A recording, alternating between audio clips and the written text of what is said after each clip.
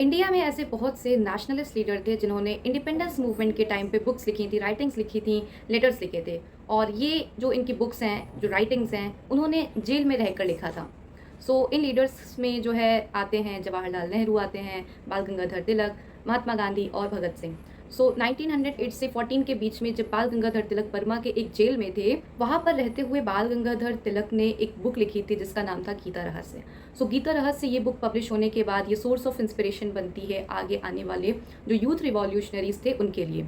उसके बाद नेहरू आते हैं। जवाहरलाल नेहरू की जितनी भी हम प्रोमिनेंट बुक्स देखेंगे, वो ज़्यादातर उन्होंने जेल में रहते हुए लिखा था, चाहे वो ग्लिम्पसेस ऑफ वर्ल्ड हिस्ट्री हो, चाहे उनकी ऑटोबायोग्राफी हो टूवर्ड्स फ्रीडम। ये बुक्स इन्होंने जेल में रहते हुए लिखा। और जो डिस्कवरी ऑफ इंडिया है, डिस्कवरी ऑफ इंडिया जो कि जवाहरलाल नेहरू की है, ये बुक भी इन्होंने प्रिजन में रहते हुए लिखा था। डिस्कवरी ऑफ इंडिया वो बुक है जो कि उन लोगों के लिए काफ़ी इंटरेस्टिंग हो सकती है जिनको इंडिया की आर्ट, हिस्ट्री और कल्चर को जानने में इंटरेस्ट हो।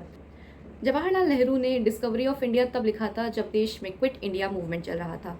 क्विट इंडिया मूवमेंट में नेहरू ने भी एक्टिवली पार्टिसिपेट किया था, बट अनफॉर्चुनेटली इनको अहमदनगर फोर्ट जेल में डाल दिया गया था और इसी जेल में रहते हुए इन्होंने डिस्कवरी ऑफ इंडिया लिखा। महात्मा गांधी की जब बात आती है तो उनकी जब राइटिंग्स की हम बात करते हैं तो माई एक्सपेरिमेंट्स विद ट्रुथ उनका एक बहुत ही प्रोमिनेंट वर्क है। और ये बुक भी इन्होंने, ये इनकी जो राइटिंग है ये भी इन्होंने जेल में रहते हुए लिखा था। भगत सिंह जो कि आज के यूथ के लिए एक बहुत ही इम्पॉर्टेंट इंस्पिरेशन है, उन्होंने भी कुछ इम्पॉर्टेंट राइटिंग्स, कुछ इम्पॉर्टेंट लेटर्स तब लिखे थे जब वो जेल में थे। लाहौर कॉन्स्पिरेसी केस के अंडर जब उनको डेथ सेंटेंस होती है, जब वो जेल में थे, तो उन्होंने एक इम्पॉर्टेंट बुक लिखी थी जिसको जेल नोटबुक के नाम से जानते हैं। और ये तो इन्होंने लिखा ही था, साथ ही साथ और भी बहुत बुक्स लिखी थी, बट अनफॉर्चुनेटली ब्रिटिशर्स ने उनको डिस्ट्रॉय कर दिया। जब हम भगत सिंह की राइटिंग्स को पढ़ते हैं, उसको पढ़ के हमें पता चलता है कि इन्होंने बहुत से वर्ड लिटरेचर की स्टडी की थी, बहुत से वर्ड लिटरेचर पढ़े थे, बहुत से ऑथर्स को उन्होंने पढ़ा था और उनका जो इम्पैक्ट है वो भगत सिंह की राइटिंग्स में हमें देखने को मिलता है।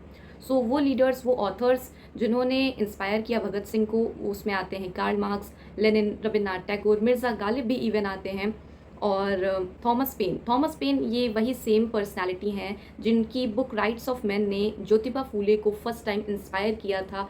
और सोसाइटी में जो डिस्क्रिमिनेशन हो रहा है कुछ सेक्शन के साथ, उससे वो अवगत होते हैं, जिसके बाद उन्होंने सोशल रिफॉर्म का काम शुरू किया था, गुलामगिरी लिखा, सत्यशोधक समाज को इस्टेब्लिश किया।